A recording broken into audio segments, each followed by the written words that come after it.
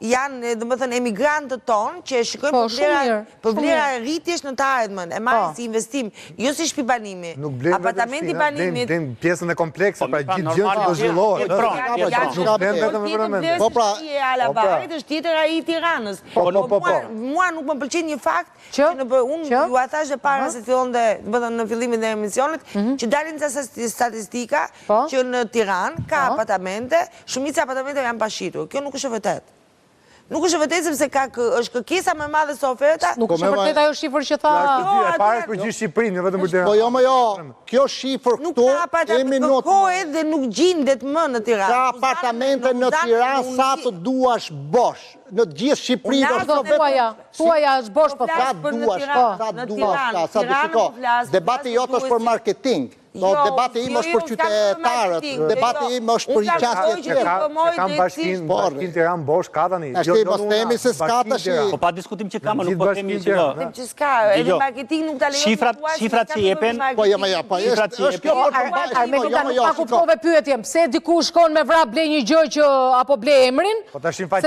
Se kishim dhe një debat këtu, një apo parë për markat. Domethënë ti je në mes të Tiranës, në mes të kryeqytetit, çmimet në të gjithë botën, në qendrat kryesore, në kryeqytetet nuk kanë rënë.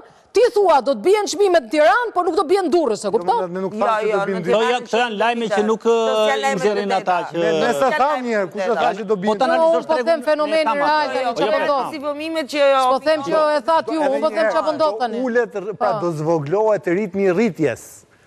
E thënë në zonat do rritet kaq, do rritet ngadalë. Fenomeni që të përmenda, keni një koment të lutem për fenomenin që të përmenda Alabar? Po, e para që duhet ndërhyrë legjislacion me kohë, pra që të mos lejoheshin që të bliheshin që në ajër me kontratë sipërmarrje, po të përcaktohen. E kuptuan çik me ato që e blejnë këtë gjë të konsiderohen investitor dhe jo klient fundor, se ajo gjëja në ajër akoma nuk i dihet atë zhvillohet apo jo. Qartë.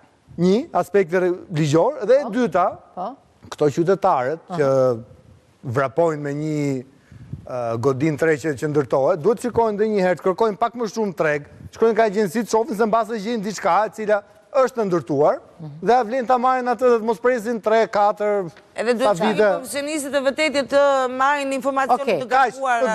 Domethënë, ju si ekspert të tregut thoni që qytetarët nuk janë stepur në këto momente së bleri në kryeqytet, se kanë kuptuar që nuk janë stepur. Kam kërkesa edhe nuk i plotësoj dot. Shiko cila është një nga faktet e qartë, e kuptoj. Atëherë, Vënçen, vim ke Vënçja juaj?